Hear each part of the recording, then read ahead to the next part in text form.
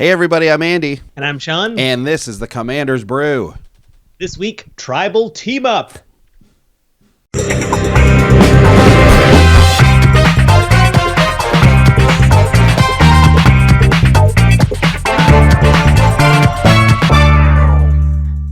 Welcome back everyone to episode 81 of the Commander's Brew for the first time ever, a bi-coastal podcast.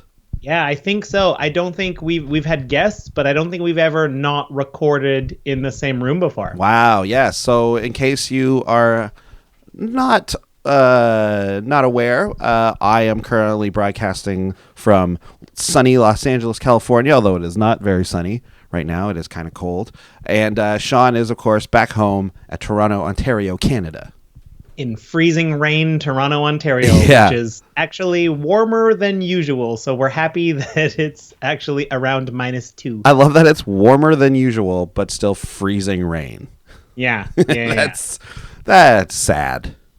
This is the most this is the most dangerous weather that there is. Yeah, for sure. Because it's rain, but then it turns into a sheet of ice. At least if it was another few degrees colder, it would just be snow and it would be a pain in the butt, but fine. Yeah, like this weather, like you're not fully prepared for it. It sneaks up on you because you're like, oh, it's rain. Okay, well that means it's not cold enough for snow. But then it freezes and it's like, okay, serious problems, right? Everybody's gonna fall and crash. Yeah, exactly. Yeah, so here we are. Have you visited any Los Angeles card shop LGSs yet, or is it too soon? Are you still like landing? It's still well, I mean, okay, so we've been here about, is it a week today? Roughly a week today. We left Wednesday morning last week. I know, it doesn't seem like a week at all. But yeah, so we've been here that long now, and I haven't had a chance to go to any card things at all. But I have talked with our friends here, both from Canada, our buddies that have now migrated here, and our native Los Angeles. Well, they're not native Los Angelinos, but our buddies Jimmy, Josh, and Phil from Commander as well.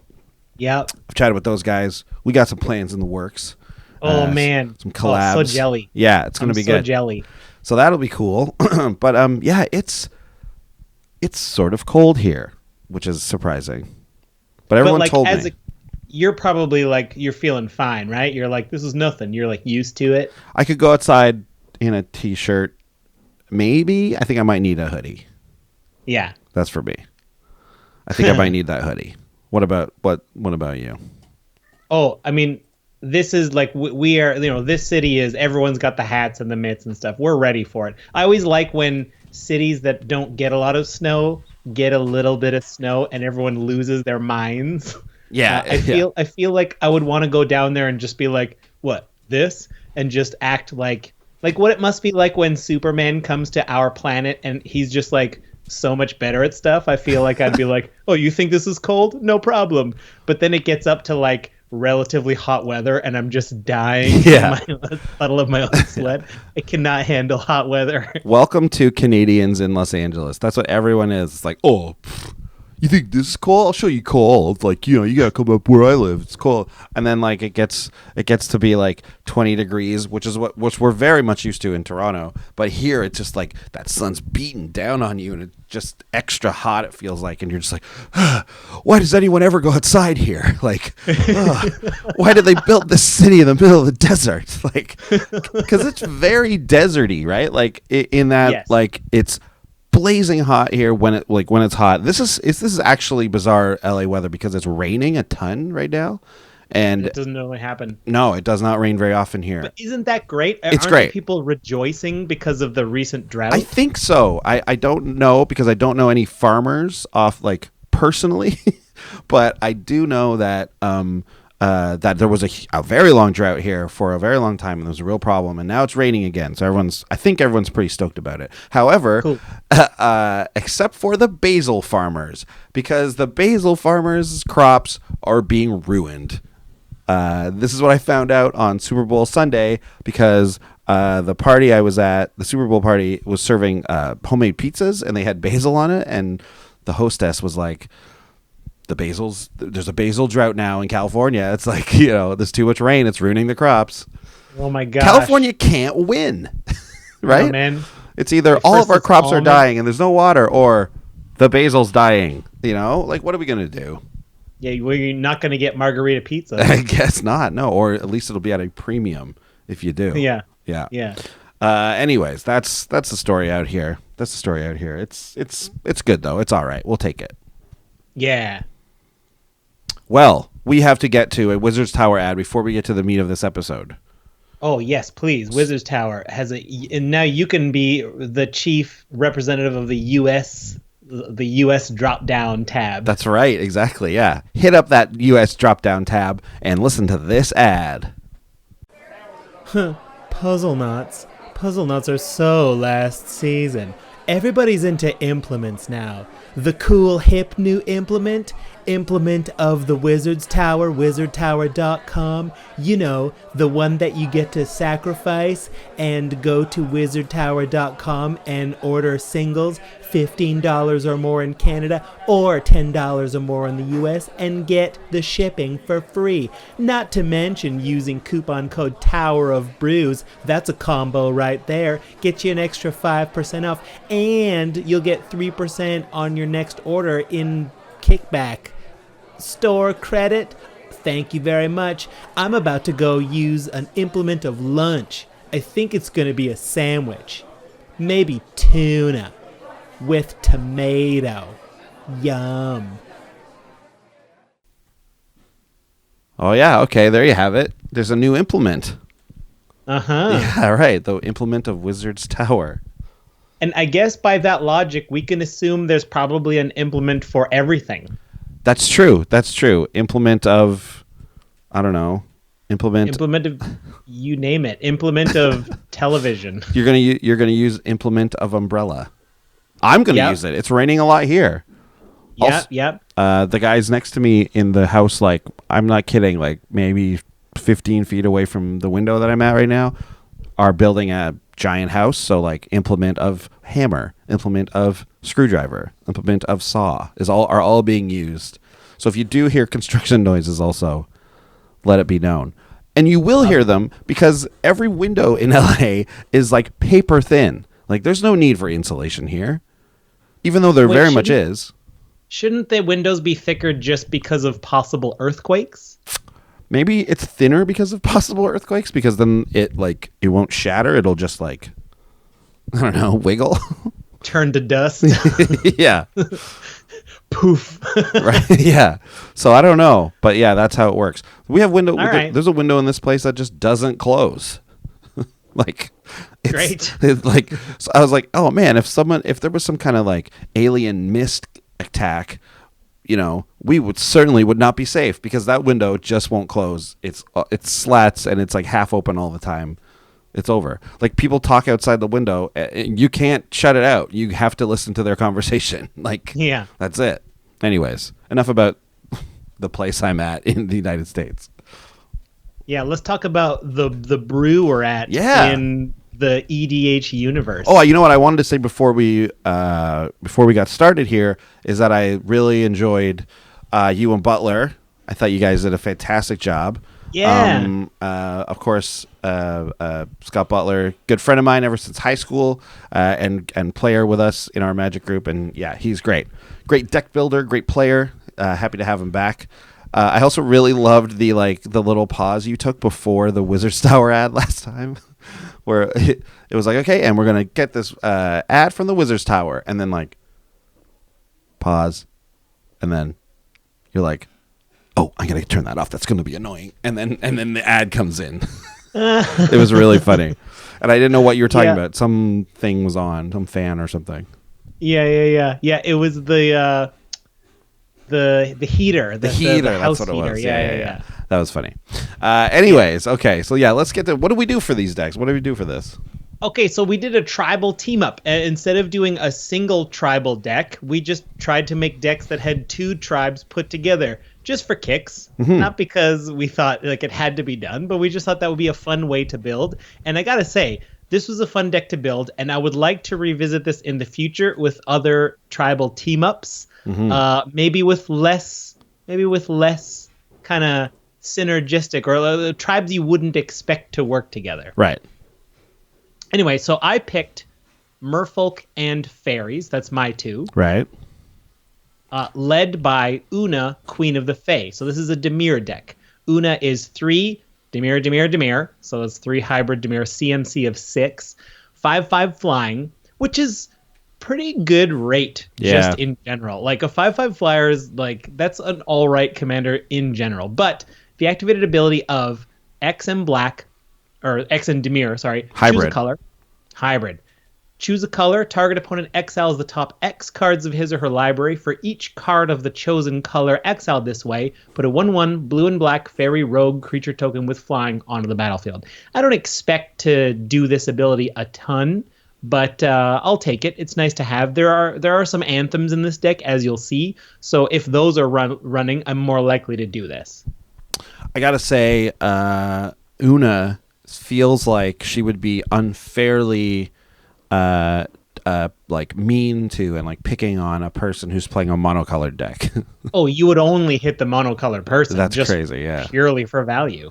Oh man. Oh, that's a political. That's like you make some enemies that way, you know. Anyways, so Una's great. I went with wolves and birds. That's my type tribal team up, and you could say inspired by a specific card that we'll get to. But for a commander, I went with Derivi Imperial Tactician.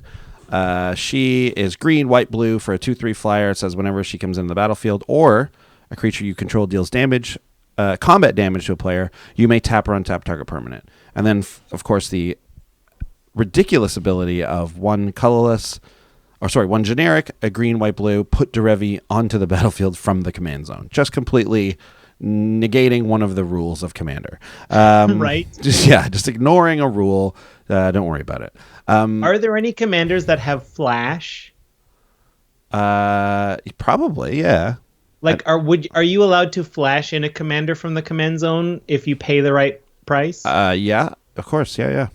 Flash Okay. just means you can cast it at instant speed, right? Yeah, I don't think I've encountered a flash commander yet. There are some. There definitely must are. be. Yeah. I'm gonna look one up. Yeah, look one up. There must be. There has to be one. I can't think of it off the top of my head, but there's at least one. Has to be. Anyways, I kind of didn't want to pick Derevi for this because she's the default bird commander, and I did want to do something a little different with my bird friends, but I thought maybe Rune might work, but I couldn't get enough good ETB effects and stuff like that, and Treva, the dragon that makes you gain a bunch of life, just it wasn't going to be consistent enough with colors of creatures we had and permanents. So Derevi, it makes a lot of sense. At least you get the bird tribal thing going on, and you'll get some added bonus of your birds hitting and being able to untap things or untap each other and just kind of give each other like pseudo vigilance sort of thing. Which, as we know, vigilance is a very valuable ability in Commander. So yeah, I think it's going to be pretty good. Great. So let's get a little deeper then. Let's kind of dig a little deeper, see how these decks are going to run. I'll start with the Merfolk and Fairy version. Okay. So we're going to focus on combat. That's the main way we're going to win. We're going to cast our creatures. We're going to give them some sort of evasion. Most fairies, I think all fairies probably fly. I didn't double check it. And a lot of Merfolk have a way to get island walk or things like that. So we'll just kind of evade in and take advantage of doing combat damage to our opponent. First up on the Merfolk team is Coral Helm Commander, blue, 2/2 Merfolk Soldier. This guy has level up, and it only costs 1 generic. This is the cheapest level up that there is. Oh wow! Yeah. So level 2 and 3, Coral Helm Commander becomes a 3/3 flyer, and at level 4, it's a 4/4 flyer, and all other Merfolk creatures you control get +1/+1. That's pretty huge. Yeah, this is a level up guy that is actually pretty good. Yeah, because it's so cheap. It's so cheap that you're essentially getting a 6 mana 4/4 that pumps all your other Merfolk, and a 6 mana 4/4 flyer that pumps all your other Merfolk for 6 mana, but you get it on the installment plan, which is better. Yeah. So that's Like, good. and one generic is so easy. It's like, oh, I'm gonna cast. I have one left over. Cool. There's one level on Coral Yeah. Helm Commander, right? You can always squeeze in one here or there. This guy kind of levels up by himself. Great. Okay, next up, I want to talk about Lull Mage Mentor. Since half this deck is Merfolk anyway, I counted. There are 23 actual Merfolk cards, and that's if we don't make any tokens or clone anybody. So 1 blue for a Merfolk Wizard, 2/2. Whenever a spell or ability you control counters a spell, you may put a 1/1 blue Merfolk creature token onto the battlefield. Tap 7 untapped Merfolk you control, counter target spell. Not so bad. your opponents can't let you get to this point. No. But the thing about Lull Mage Mentor is he doesn't like summoning sickness doesn't matter for that ability, right? Like because the creatures don't gain a tap ability; they just have to you just Yeah. tap them. Yeah. You're gonna cast Lull Mage Mentor only after you have 6 other Merfolk, and then they will have a hard time stopping you. Do you think this guy is worth running in a counter like heavy deck, like just maybe by himself, or if you have?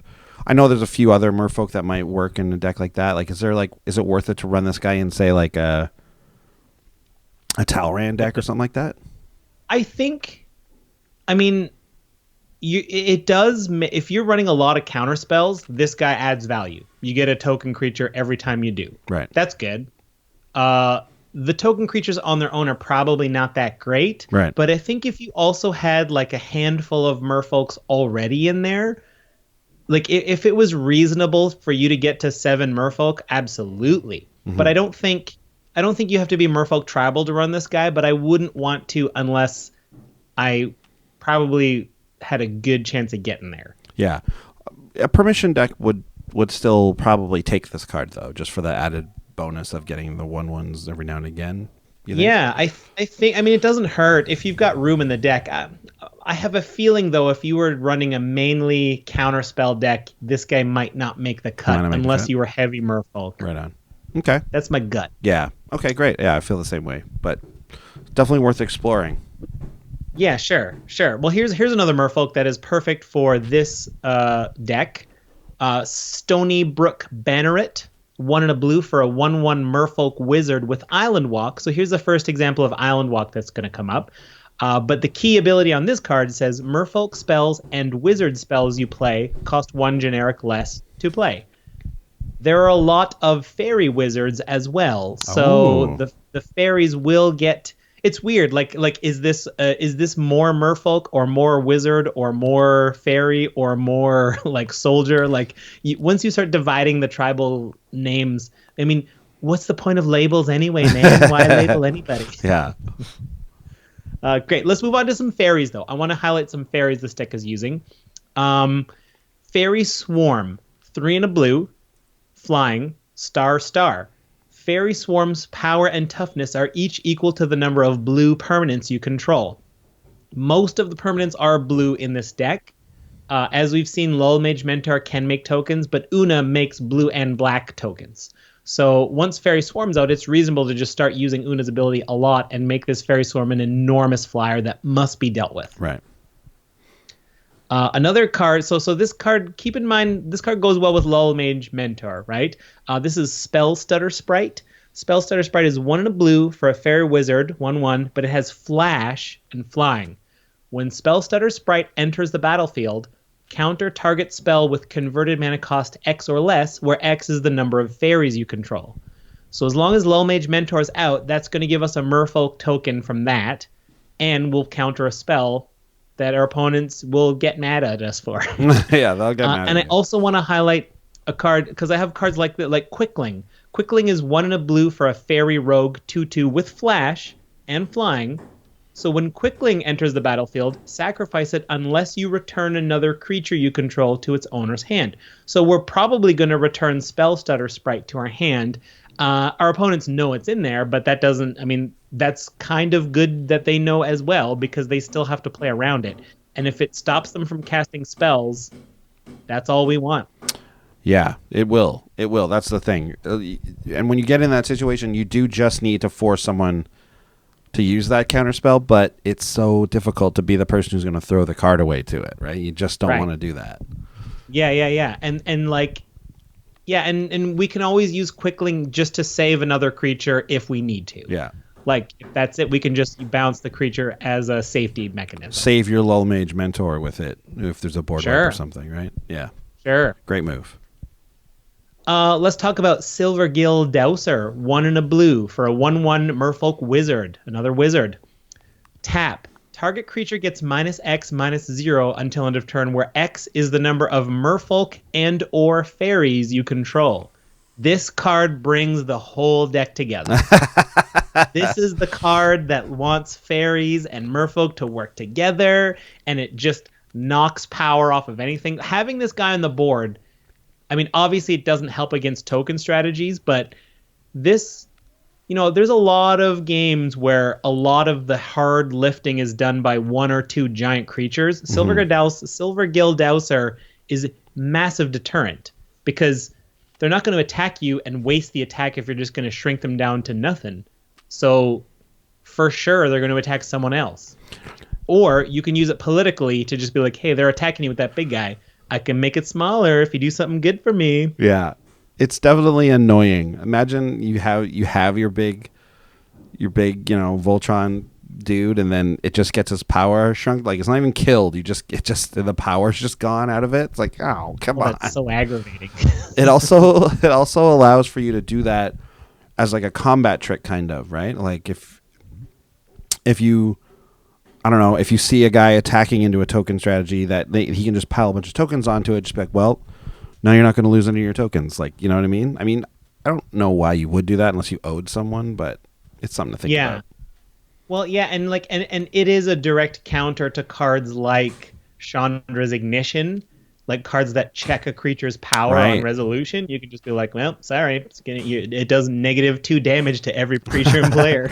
-2 damage. Yeah. Hey, that's like, that gives us power, right? That's how that works. Yeah, I'm sure. Chandra's Ignition comes out and gives everyone power and toughness. There is a card. There is like any card that says gives your whole team +X/+X, where X is a creature's power and toughness, that will check minuses. Really? Yeah. So like any card that, like, I don't know, there's like a Beastmaster type of card. I can't remember that. Like when you attack, the whole team gets bigger based on its power. Yeah. But if you can shrink its power to the negatives, then it will shrink the entire team. Wow. And kill them. Probably. Yeah. Wow, that's cool. Yeah. Wild Beastmaster, I believe. Yeah, that sounds like it could be true. Yeah, it sounds like it's that one. All right, what's up next here? So now I want to talk about some support cards, right? So a lot of our creatures are getting in. We have a lot of flying. We have a lot of island walk. So here's some, just Bident of Thassa is going to be great in this deck. 2 blue for a legendary enchantment artifact. Whenever a creature you control deals combat damage to a player, you may draw a card. You'll notice a lot of our creatures are little. They have island walk or flying. So we are going to be able to take advantage of this a lot. The secondary ability I don't see happening very often. 1 and a blue. Tap creatures your opponents control attack this turn if able. That is a thing, but I don't know how well. If you don't build a deck around it, I don't know that you would ever use that. Yeah, I mean, it can come in handy. You never know, but it's very much often I forget that that's even on that card.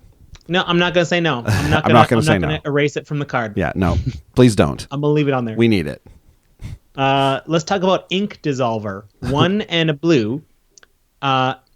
It's a Merfolk Wizard with Kinship. Now, I'm highlighting this guy because I think Kinship is something I don't think about much. Here's what it is. At the beginning of your upkeep, you may look at the top card of your library. If it shares a creature type with Ink Dissolver, you may reveal it. If you do, each opponent puts the top 3 cards of his or her library into his or her graveyard.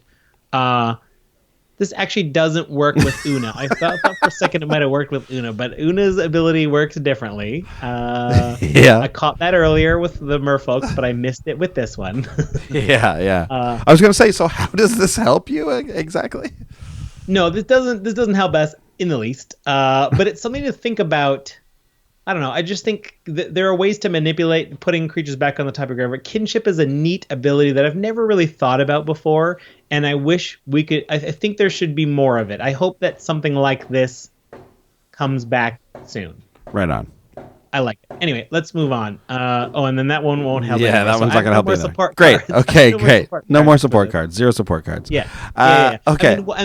Obviously running a couple of clone type effects, because just whichever one is the most important one, like if we need more merfolks, he becomes a merfolk. If we need more fairies, it's a fairy. Same goes for my deck as well, actually. There's a couple of clone effects in there just to get the big creatures that are helping, like the engine creatures. If you get two of those going, sometimes you're just going to win. We got birds and wolves here. Birds and wolves, usually, wolves don't hunt birds, right? They'll eat a bird if he's there, but they're not actively seeking out. So it's not like, I wouldn't say they're like enemies or anything. Yeah, if a wolf goes to a party and there's a plate of birds, he'll have a couple. He'll have a bird. Come on, won't we all? Please. I gave up birds for my New Year's resolution, but it's February. I'm back. I'm having a couple birds here and there. Exactly. New Year's resolution lasts 1 month tops, and if you did it, you did well. Good for you. Okay. So I got wolves. I got birds. Wolves, I feel like we talk about werewolves a lot, but we don't talk about just wolves on their own, right? We always talk about werewolves, and wolves go with werewolves really well. But there's a lot of stuff that makes wolf tokens, and they're like their own tribe on like standalone for sure. So I wanted to talk about a couple of those cards. First of all, we got Wolfbriar Elemental. 2 and 2 green for a 4/4. It's an elemental. It has multi-kicker for just 1 green, so you can pay an additional green to activate this ability. When Wolfbriar Elemental enters the battlefield, put a 2/2 green wolf creature token onto the battlefield for each time it was kicked. So you ramp up, you put down your Wolfbriar Elemental, and you make a boatload of 2/2 wolves with it. So you get to the point where if you cast this without multi-kicker, it's a 4/4 for 4. If you cast it with 1 multi-kicker, you've spent 5 mana and you got 6 total power toughness, and then it just keeps obviously increasing from there. So it's a good deal, especially in this token-based strategy, which is what we're doing. We're going wide here. Less evasion than Sean's deck, but we do have the birds, which will give us that evasion. But here, the wolves, we want to go wide with them. And making 2/2s. Green your heaviest? Green your heaviest color? Yeah, green is my heaviest color. So you will probably have extra forest to multi-kick this a lot. Extra forest and extra other stuff, which I'll get to. Ooh. Another great wolf producer is Wolfcaller's Howl. It's 3 and a green for an enchantment that just says at the beginning of your upkeep, put X 2/2 green wolf creature tokens onto the battlefield, where X is the number of your opponents with 4 or more cards in hand. So pretty much the entire game, I find, unless you got someone running like a real aggressive like discard style deck, that's pretty much everybody. There's very few moments where people are running, unless it's near the end of the game, less than 4 cards in their hand. So at the very least, I think you're going to always be able to get a wolf out of this. And I think often you're going to be able to get, if you're in a 4-player game, you can get 2 to 3 pretty easily. And that's at the beginning of your upkeep every time. It's a great card. I think this one is a little underused. I recently put this in a Tristani deck of mine, and it's great. It routinely gains you 4 to 6 life a turn and puts out 2 to 3 tokens every turn. It's really, really good. I guess I don't know. This on paper, this card doesn't seem impressive, but that's you're probably getting 3 2/2 wolves every upkeep. That's massive. Yeah. And obviously, as the game goes on later, there are less opponents. It loses a bit of value, but hopefully I guess that's it, huh? Hopefully, it got you there as opposed to you drawing it at that point. But even then, you're still going to at least get 1 2/2 out of it. And it's only a 4-mana enchantment. It's not the worst rate, really. Finally, so here, another wolf maker. We got Ren's Run Packmaster. Now, this is a tough one to make work. So it's 3 and a green for a 5/5, which is pretty good. But it has Champion and Elf. So what that means is when this creature enters the battlefield, sacrifice it unless you exile another elf you control. When this creature leaves the battlefield, that card returns to the battlefield. That's a lot of hoops to jump through to get this 4-mana 5/5. But its ability is very relevant. You can pay 2 and a green to put a 2/2 green wolf creature token onto the battlefield, and then wolves you control have death touch. So all that is very good, but we just need to be able to get this guy out, right? We need an elf. We need elves. We need a few elves. So this is a bird wolf tribal deck. Well, much like you have a lot of wizards, I've got a few elves.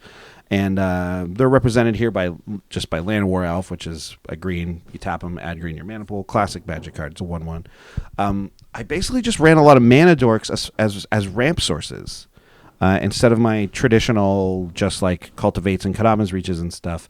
I decided to lean a little heavily towards elves. So we've got like Land War Elves. We got all the ones that tap Finhorn Elves. We got Arbor Elf. We have and then we do have Farhaven Elf, which is the guy that it's 3 mana 1/1 that when it comes in you get a basic land on the battlefield tapped.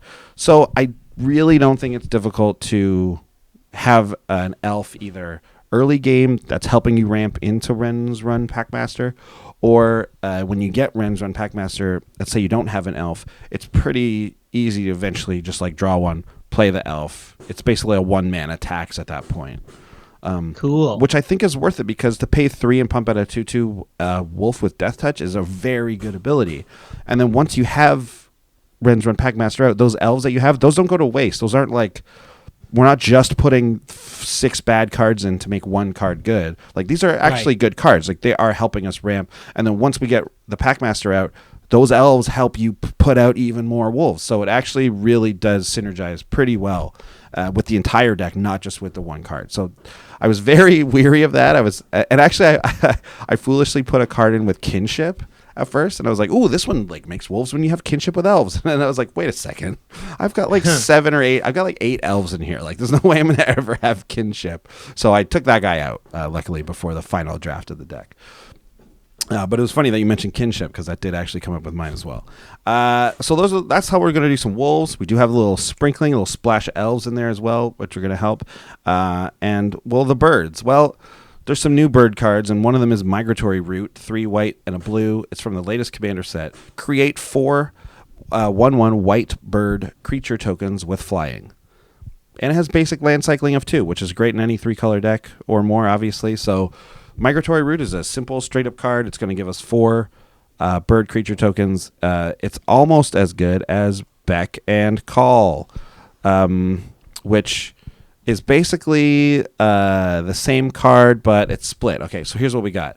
Beck is different. Beck is one side of the fuse card, and it's green and blue, and it says whenever a creature enters the battlefield this turn, you may draw a card. Huge. And then the call part is basically Migratory Route, but for 1 more, so it costs 6, and it's put 4 1/1 white bird token, whatever, onto the battlefield.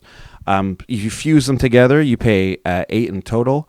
You put 4 birds out, and you draw 4 cards. So that's pretty decent, right? You're paying 1 mana per thing, essentially, which is not bad.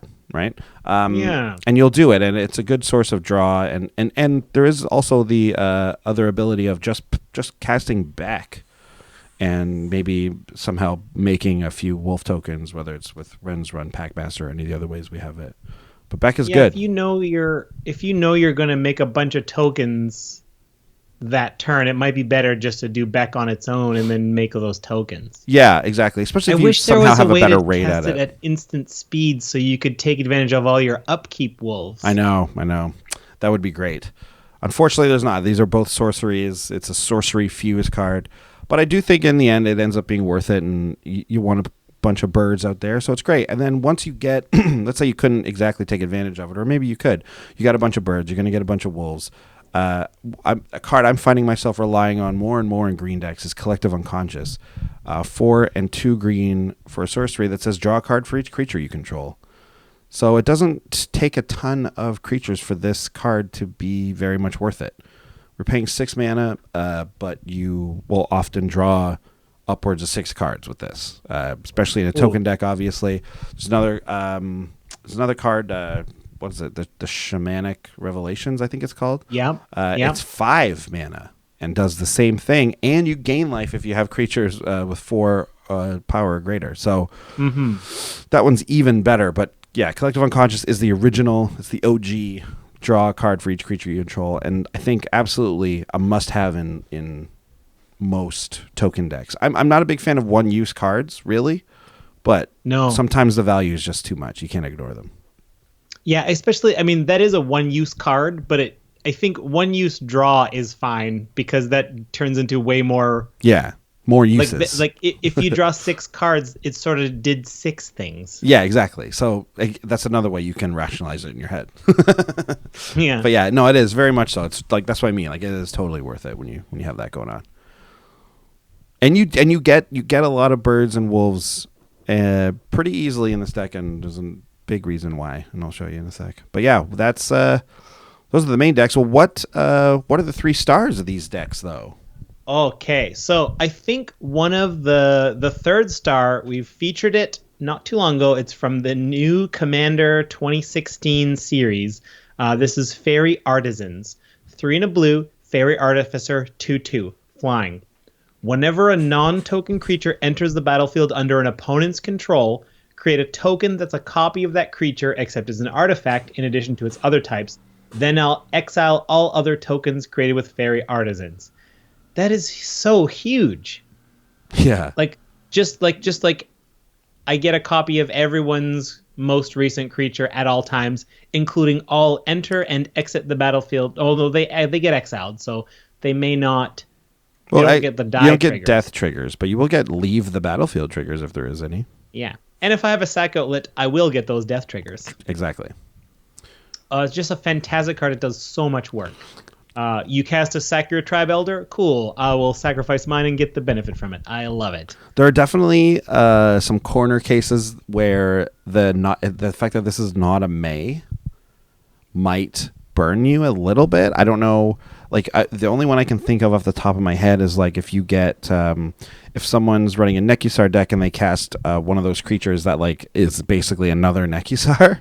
That right. is for that turn only though. So like it's not like it's you're risking a lot by playing Fairy Artisans, but for that turn only, like you kind of power up any effects like that. So yeah. But I do think those are pretty extreme corner cases. I don't think that's going to happen a ton. Where you're going to be like, oh man, I wish I didn't have this. But again, like you said, if you're running this with a sack outlet, though, that's not an issue. Not an ish. Right. Star number 2, Ink Fathom Witch, 1 and a hybrid Dimir for a Merfolk Wizard 1/1. It has fear, so you can't block it unless you're artifact or black creature. And the activated ability 2 black blue. Each unblocked creature has base power and toughness 4/1 until end of turn. That's great. Wow. Una's making a lot of 1/1 flyers. I've already illustrated. I've got a lot of little creatures with island walk or flying, so I'm going to get in there with a lot of little 1/1s and 2/2s, but now they all hit for 4. That's powerful. That's huge. Right? Yeah. So they get in there, and then it's like, well, sorry, you thought you were going to take 4. You're actually taking 16. That's pretty good. That's pretty good. Very good. He does it to himself too, and because he has fear too, right? That's great. Right. Each unblocked creature. Yeah. And it only does unblocked creatures. So if you have a giant creature that gets chump blocked, fine. It won't shrink and die to the chump block. Right. Good call. Number 1 star of the deck, I think, is going to be Deep Channel Mentor. 5 and a blue. It's pricey. Merfolk Rogue, 2/2. Blue creatures you control are unblockable. This just pulls the whole deck together. This makes almost every creature in here totally unblockable. There's a couple of mono black fairies, but don't worry about it. Don't worry about it. Yeah, this card does massive work. This is a very good card in a lot of decks, not just a Merfolk or Rogue deck, obviously. You're running anything with a lot of blue creatures. Yeah, Deep Channel Mentor, quite good. Yeah. And keep in mind, so we've got the number 2 star, the Ink Fathom Witch. Now everything's getting through for 4 damage. We've got Bident of Thassa, so we're drawing a bunch of cards. We also have the enchantment that does the same thing. It's going to be good. And I know that there are some times when you look at a deck and you'll be like, oh, I'll put Deep Channel Mentor in. And you're like, well, wait a minute, this is a little redundant. Like, I've got a lot of island walk in here. I've got a lot of flying. Like, I don't even really need this guy. But there are a lot of times when it's like, oh, this island walk doesn't doesn't help me against this Rakdos player, or you know what I mean, or even like a Bant player who all their blue sources are from non-basic lands. Nothing actually says island. Island Walk is the most reliable because blue is probably the most played color in Commander, but there are times when you do need a better version of it. So I think it's at least a backup, and at most it's the best card in your deck. So I think it's a pretty high ceiling and a pretty low floor there. Well, we know what the floor of any Magic card is. Yeah, exactly. And let me tell you, on the street, that not knowing what it is or what to do with it. Yeah, that is far from Deep Channel Mentor backing up your Island Walk or flying. That is completely. Yep. You understand the concept of what Island Walk is. Like that is already you're ahead of the game there. Yeah. Yeah. Right. Okay. So for me, the 3 stars. I'll start with one of. We got some overrun abilities in the deck, obviously, if we're going wide, and this one specifically is really great because, oddly enough, like this works even better with a little evasion, which I guess most overruns do. But Triumph of the Hordes is 2 and 2 green, and it's sorcery that says until in a turn, creatures you control get +1/+1 and gain trample and infect. Wolf, you know what I mean? Like it's this will kill people a lot of the time. You know what you mean. This will kill people. Triumph of the Hordes. It's great. It only gives them +1/+1, but guess what? It doesn't matter when you only need to deal 10 damage to them. It's plus if you've got any other thing kind of already pumping, like say a Tolsimir Wolfblood, the number 2 star, 4 green white for 3/4 elf warrior. So this is an elf. Yeah. Other green creatures you control get +1/+1, and other white creatures you control get +1/+1. Luckily, every wolf is green, and just about every bird. I do think there's a handful of birds that are not tokens that are not white, but I think every bird token ends up being white because they're either blue and white or just white. So that'll pump your birds. And then you can tap Tolsimir Wolfblood to put a legendary 2/2 green and white wolf creature named Voja. Is that Voja or Voya? Into play. I don't know how to say it. I like Voja. Voja. Anyways, she makes that legendary wolf, which is pretty neat. So yeah, Tolsimir Wolfblood ends up being a really great card in this deck. And the wolf token, because it's green and white, will be a 4/4. Exactly. It's not a 2/2. It is a 4/4. As long as Tolsimir is out there. Yeah. And he or she? I can't tell. Man, I don't know. That's probably a dude. Tolsimir is riding Voja or whatever. So he's a wolf rider. Yeah. And the number 1 star and the reason for the deck, Fable of Wolf and Owl. So this is actually one of the ones that only makes blue birds. This one doesn't make white birds, but it's still so good. And it doesn't like, there's something about it where like it doesn't seem like it's going to be that good. Like, but it really is. I'll read it for you. It's 3 and 3 Simic hybrid for an enchantment that says whenever you play a green spell, you may put a 2/2 green wolf creature token into play. And whenever you play a blue spell, you may put a 1/1 blue bird creature token with flying into play. Wow. And like I said, like you're like, oh, okay, a little incidental kind of token creation there, but like this is really the engine of the deck. Just by casting your other spells that give you birds and wolves already, you get even more birds and wolves. And a lot of the time you're getting a bird and a wolf. How many spells in your deck are both? I didn't do a count, but there are a decent number of them. Mostly you're just going to get one or the other, I think, for the most part. But there's a lot of cheap spells. Those elves, those cost 1. You pay 1 mana for a 1/1 that taps for 1 and a 2/2 wolf, right? Like there's a lot of cheap stuff in here that ends up doing that. So Fable, Wolf, here's and a Owls, reason. Awesome. Here's a reason to cast Beck without call. Like if you plan to cast a couple more cheap spells, because you'll get multiple creatures out of them. The way that triggers work, will you get the bird and wolf first, and then Beck's ability will happen?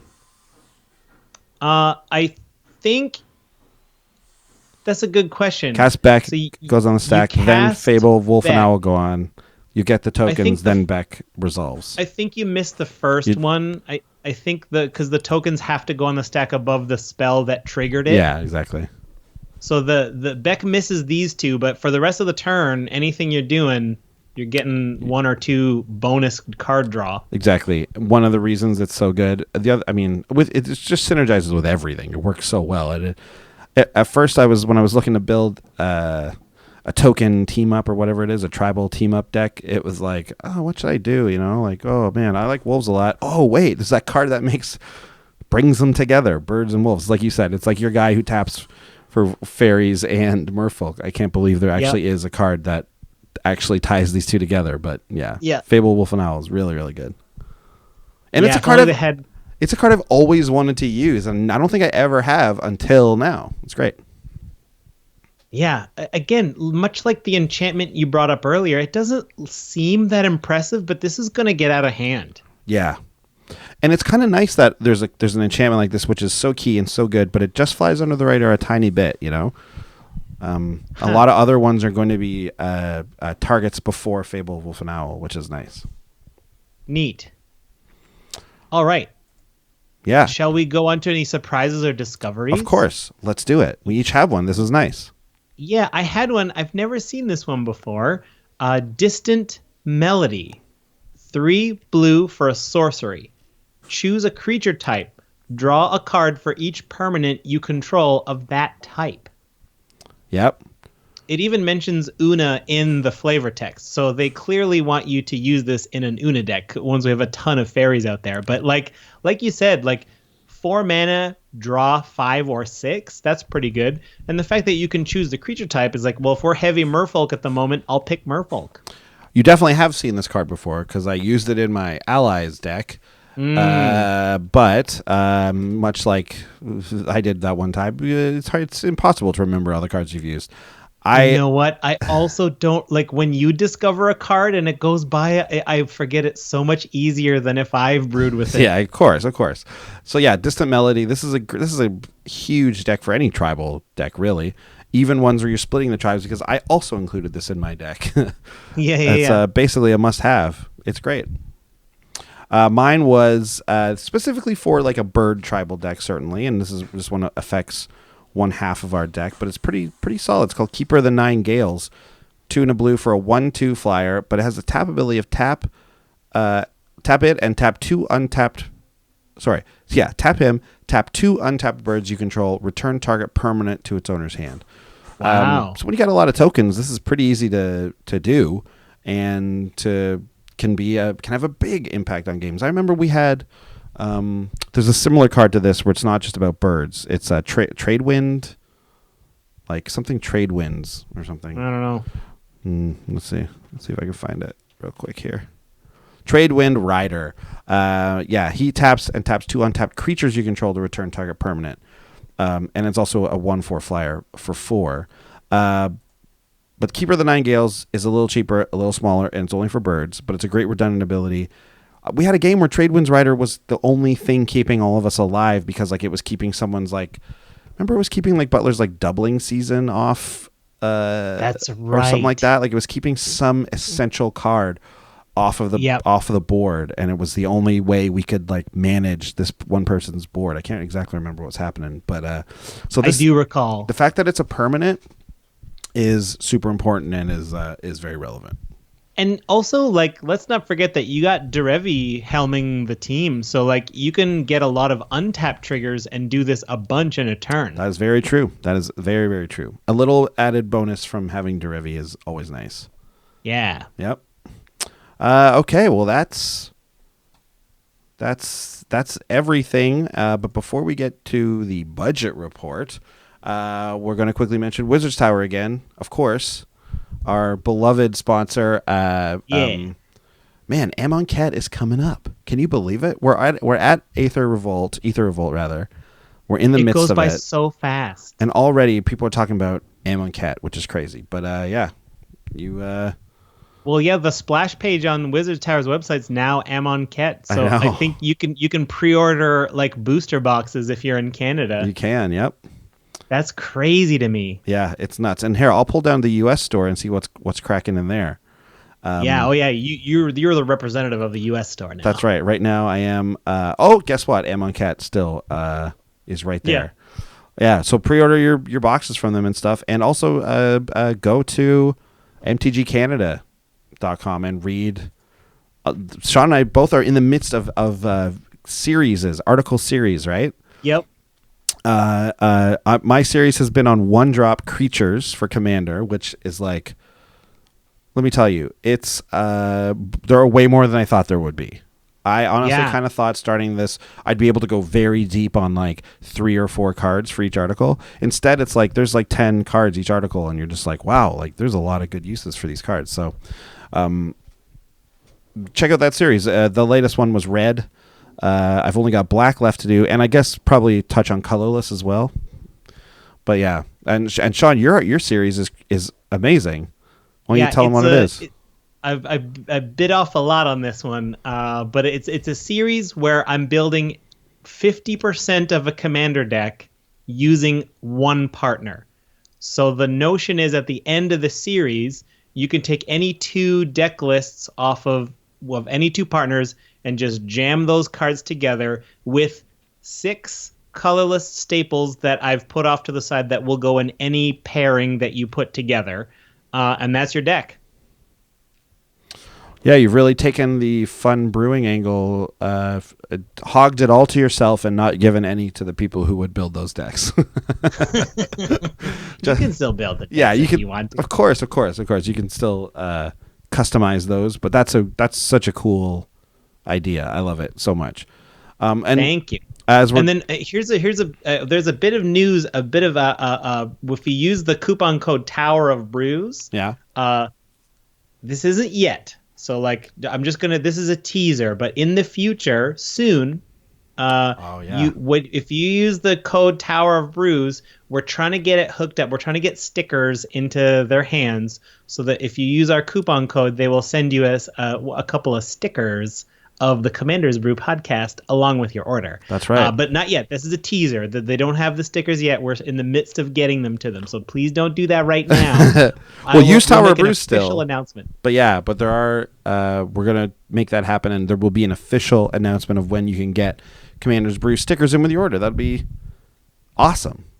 Yeah, the Canadian store very soon. The U.S. store hopefully shortly thereafter. Great.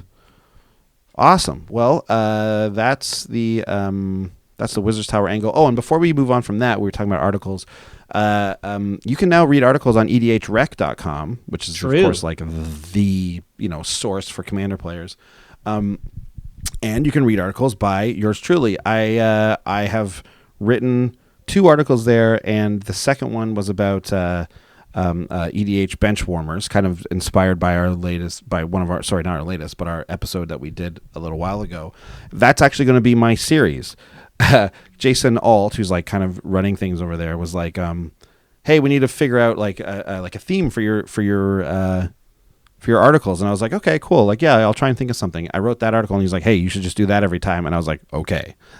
so that's what it's going to be. We'll be doing EDH bench warmers over there on EDH Rec. So stay tuned for that. Anyways, let's get back to these decks. Yeah, and the budget report. This is where we take all of the cards and we put in $1 value and another dollar value of another currency, put them through an exchange rate converter, and see if they have a positive value. Which, I mean, it's very possible, but you had to start with a lower value first. Right. It's the only way that's going to work out.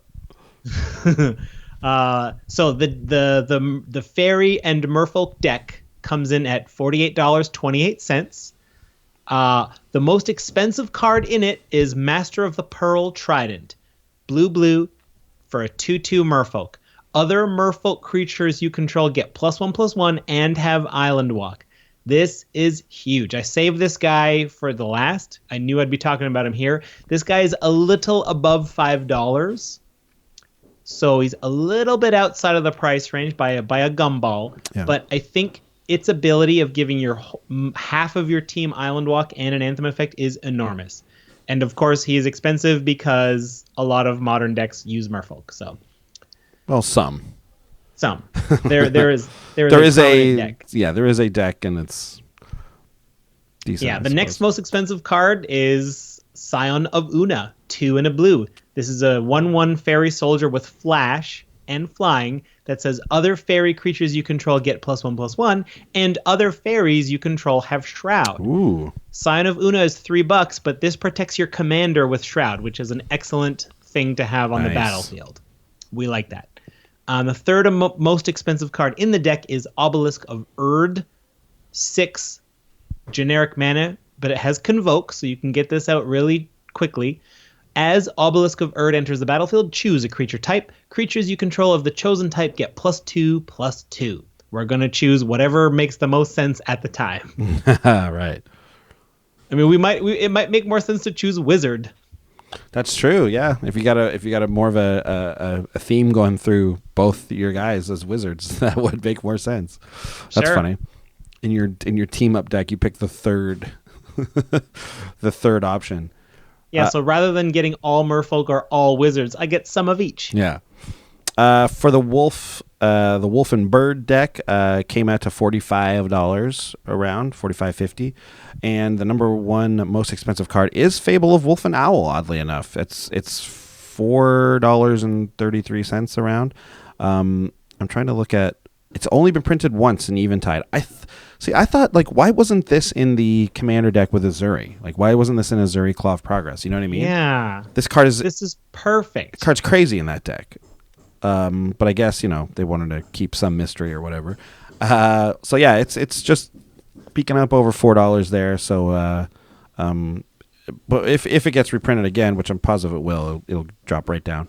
Next was Dovescape, which is just over $3. This is an interesting one, man. This is a 3 generic and then 3 Azorius hybrid. So 6 mana total for an enchantment that says whenever a player plays a non-creature spell, counter that spell. That player puts X 1/1 white and blue bird creature tokens with flying into play, where X is a token, is the spell's converted mana cost. So it just stops like anything that would kill this, basically, unless you've got it on a creature, obviously, if there's an ETB ability. So Dovescape does a crazy job of protecting itself and then just making the game all about 1/1 flyers. Wow. So the idea would be, though, is to get it set up to a point where you've got an Anthem effect already out or something like that, or something that's pumping your birds or whatever, then drop Dovescape, because then all your 1/1s will be larger than everyone else's 1/1s. And if they try to play an Anthem or if they try to do something, it's going to result in just more 1/1s for them. Yeah, they can't play a Wrath because that'll get countered. Exactly. I've never played with this card. I assume that that's a good strategy for it, but I don't fully know. But I'd be very interested to see a game with this card in play, because I've never experienced it, and I bet it's fun. Or it's very obnoxious and annoying. I don't know. It could be either at this point. But Dovescape. Yeah, that's a good question. Yeah. Right? I think it's worth having in there at the very least. So, we'll try it out. And finally, Beck and Call. What? I know. Just over like 2. It's for the Beck side. It's got to be for the Beck side. But yeah, it's at $268, so it's almost $3 American. Interesting, though. I would not have guessed that this card would be up there, and I think you're right. It's got to be for some, cheap usage, so it has to be the Beck side. But yeah, that's the one we talked about, where Beck is you draw cards for creatures, and Call is put 4 birds out. Interesting, though. But yeah, so yeah, dig through your bulk rares of your Dragon's Maze bulk rares and find your Beck and Calls, because they're somehow worth almost $3 now. Yeah. Bizarre. Weird. What deck would use this? I don't know. I think it seems like that's a unique ability. I can think of a lot of cards and creatures that trigger when you cast a creature spell, and cards that trigger when non-token creatures enter the battlefield. This just makes it so, I guess if you have an infinite combo lined up to get infinite Thopters or something, then if you cast this first, then you get to May. It's a May ability, so you draw your whole deck and finish your combo. Yeah, perhaps. At the very least, it's good in this deck, so we'll run it for just under $3. Oh, heck yeah. Yep. There you go. Well, that's it. The first Coast to Coast show. Coast to Coast with the most. International, also. Also international. This is true. We're now an international podcast. Yeah. Feels the same, roughly? Yeah, it's weird not being able to not being able to see you. It's weird just talking to the air. Oh, right, because my webcam is being used by our YouTube program. Sean actually can't see me. I can see him. Yeah. He can't Okay, see let me, me though. guess. I'm gonna guess what shirt you're wearing. Okay. Is it the purple "Let the Wookiee Win"? No, although I did almost wear that. Okay. Is You're close. it close? Oh, is it your Star Wars Rock Band one? Oh, no. Again, Okay. close. I'll I just show don't the know. people. I'll show the people what I'm wearing. This is why he's close. Why am I can't think of another Star Wars shirt of yours. I have so many. I do. I have too many. What is it? What's Well, the shirt? I What's guess the I only shirt? have 4. 2 of them being the same, just different colors. I'm wearing the Death Star shirt with the little stars all over it. See? Oh, I know it. Yeah. Yeah. Yeah, the little stars are little they're actually there, they're not just printed on, or they're little cotton balls on it, kind of. It's weird, but it's neat. It gives it texture and it looks really good on camera. It looks like the universe. Cool. Or it just looks like I'm really linty. Let's keep it at being the universe. Let's keep it at being linty. Okay. So we're in February. Yes. So that means we're looking ahead to another Brew and Brawl. That one's going to be on February 26th. It's still a few weeks away, but if you always catch up a couple episodes behind, then it might be this week, depending on when you listen to this. That's right. 26th, though. Be on the lookout for it. Yeah, that's going to be Sunday, 3 p.m. Eastern Standard Time, Toronto time, or noon Los Angeles time. Pacific, yeah. Yeah. Yeah, so check that out. Please check that out. We love it. We'll brew a deck with the people in the room, and then we'll play that deck that we just built with some of the people in the room who helped us build it. And, of course, we, on the way out here, we'll just mention our Patreon real quick. Patreon.com/commandersbrew. If you feel like supporting the show directly, you can do that. You can set, of course, limits on how much you'd like to help out per month and that sort of thing. And you can donate as little as $1, and it's all incredibly helpful. We just reached one of our goals recently, and we still have to set another one. We haven't done that yet. Yeah, we got to set the next financial Patreon milestone stretch goal. Yeah, exactly. So let's we'll be doing that. But yeah, you can go there to help out if you'd like, and just helps make the show better and helps us give more back to you, the listener. Also, you know what we should do? Yeah. We should set it up we should put so if we make it we'll do X, but if we make it before GP Vegas, we'll do something special at Vegas or something. Ooh, that's a great idea. Yeah, maybe we'll look into that. We'll put our thinking caps on. Yeah. I also wanted to do a quick shout out to our man Robert, who wrote us a great email about Pulse Mage Advocate. You saw that, right? Yeah. Let's read it. Do you have it up? I do. Yeah. I just wanted to say thanks for the email and everything, and he was talking about how Pulse Mage Advocate is really great. That's one you talked about with Butler, right? Yeah, Butler and I talked about it. It's a card that you put 3 cards back into a player's hand to return a creature from your graveyard to the battlefield. And we were coming down on it pretty hard, saying it's probably too hefty a cost to be worth it. But Robert makes up a great point. Because what Butler and I didn't think about, and Robert points out here, I'll quote this paragraph. You can also give players back counterspells or board wipes in response to threats, after making packs, of course, keeping politics a vital part of the game in a way the professor would probably approve of. It basically gives you access to all the answers in any player's graveyard. Well, that is huge. And the great thing is you target which cards. Right. So it's not like he just gets 3 of his choice. No, you're going to get your Wrath, and you're going to get 2 lands. Or, you're going to get your Wrath, you're going to get this, mana dork, and then you're going to get whatever. So you do get to choose how much they get. And in a game of Commander, it's a little, less worrisome to give a player that much card advantage. But you are also getting a creature from your graveyard into play as well. So you're also getting a good amount of value there. So Right. And then the other two advocates that Robert is a big fan of is the Spurn Mage Advocate, who can return 2 target cards to destroy target attacking creature. And then there's the Null Mage Advocate, who can return 2 target cards to destroy target artifact or enchantment. All great abilities. Yeah, the Spurn Mage, I believe I talked about in a recent episode, and how I think it's fully worth it. 2 cards to destroy target attacking creature. I think that is worth it. And then Null Mage is 2 cards for an artifact or enchantment, like you said, and that one is like in the right, in the right time, and like if there's a doubling season or something crazy like that, yeah, of course that's worth it.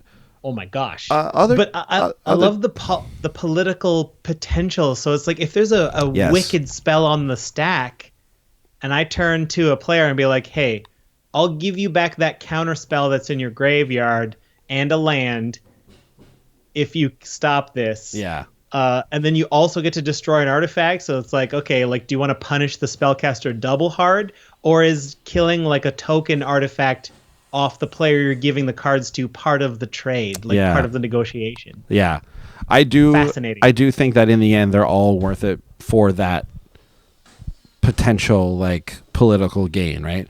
Like Yeah, I you changed my mind, Robert. yeah. What's the lantern card where you can? I always talk about it. It's the Right Banador. Lantern? No, it's hang on. Never mind. Maybe it's not a lantern. It's something where like it's a 3 mana. It's like mana lift, but you can give the mana to anyone. Oh yeah. I forget. Yeah, whatever that one's called. I love that because there have been so many times where I'm like, if I just had one of those, I'd be able to give you the 1 extra mana you need to stop this crazy thing from happening. So the advocates seem like they're good. They're good for that. I'm very much into it. They're great. Yeah. I didn't give them the respect they deserve. You did not, and now you're paying the price by being outed publicly on our own podcast. By my co-host. There are more. There are more advocates. There's actually a Force Mage advocate also. You return a target card in an opponent's graveyard to put a +1/+1 counter on target creature. That might be right. That might be okay in the right decks. And I think that's kind of it. The ones that just return stuff. Oh no, here's another one. There's Shield Mage Advocate, which is tap, return target card in an opponent's graveyard, his or her hand, prevent all damage that would be dealt to target creature or player this turn by a source of your choice. So, in the right kind of deck, that might be worth it for you as well. But definitely the ones we mentioned, the 3 we mentioned off the top that Robert mentions in his email are the best ones. Okay. Well, that's it. Great. That seals the deal. We just got a commander interview coming up. That's right. So stay tuned for that. We'll see you guys next week. Bye. Bye.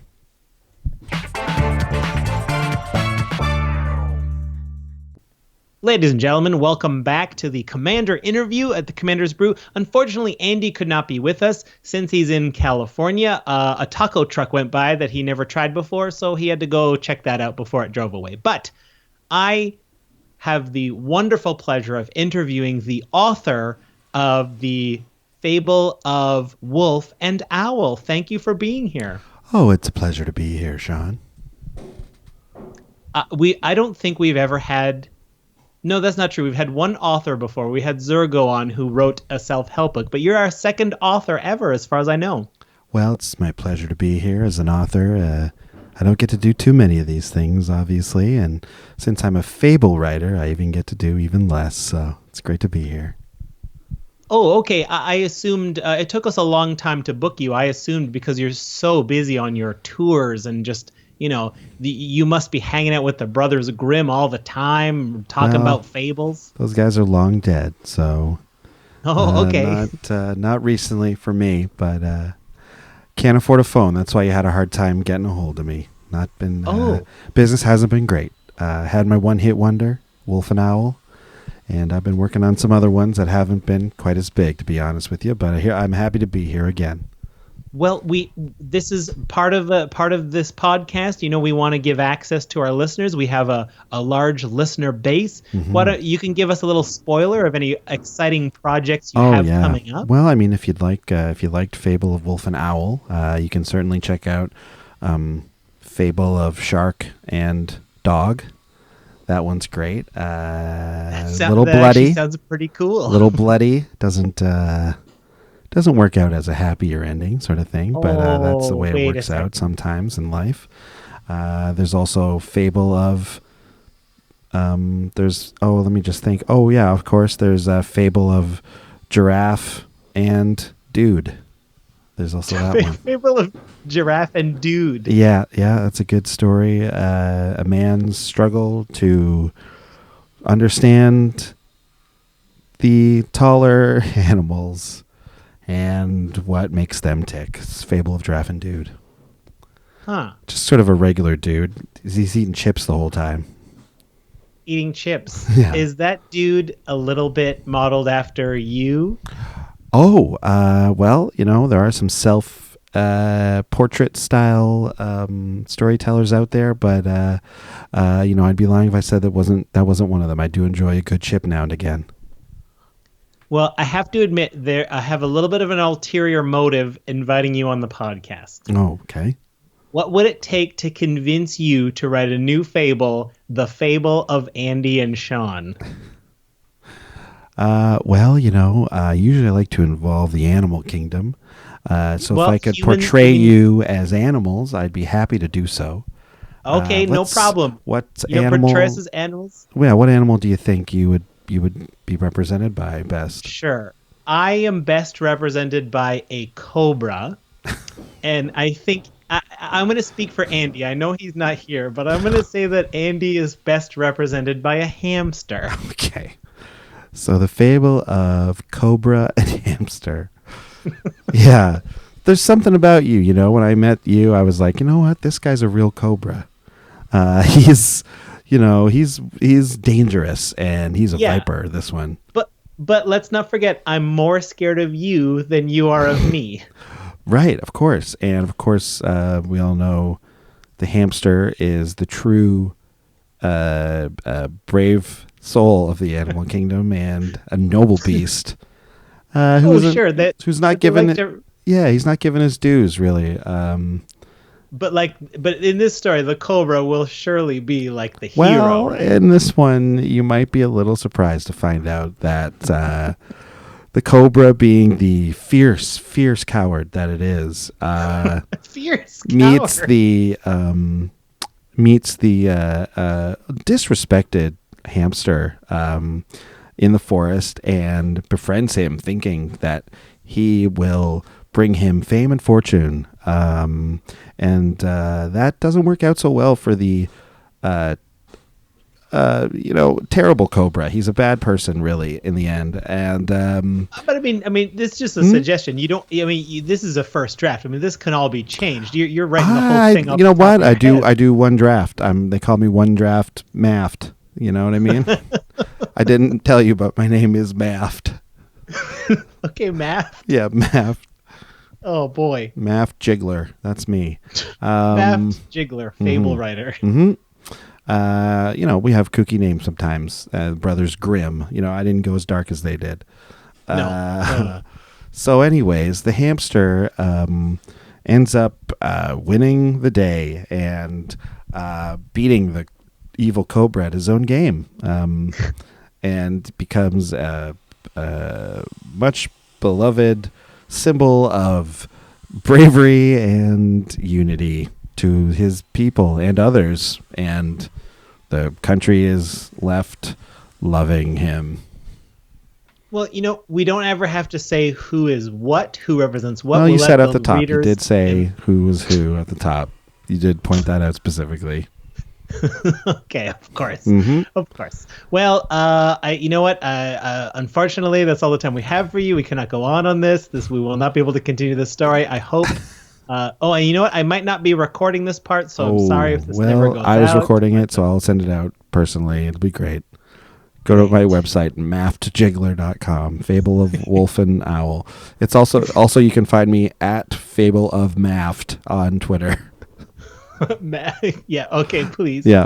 Go to have a look at is it at Maft Jiggler? Fable of Maft. That's my Twitter name. The best. Yeah. Okay, this has been a great interview. Enjoy your fable. Oh, thank you very much, Sean. Thanks for having me. Bye-bye. Bye. If you want to contact us, I'm at Sean Tabaris. And I'm at Andy Hulbone. Send us an email at commandersbrew@gmail.com. You can find out when we go live on Twitch if you follow us at twitch.tv. And if you care to support us on Patreon, check us out at patreon.com. And you can find our deck list on tappedout.net. And if we forgot anything, commandersbrew.com.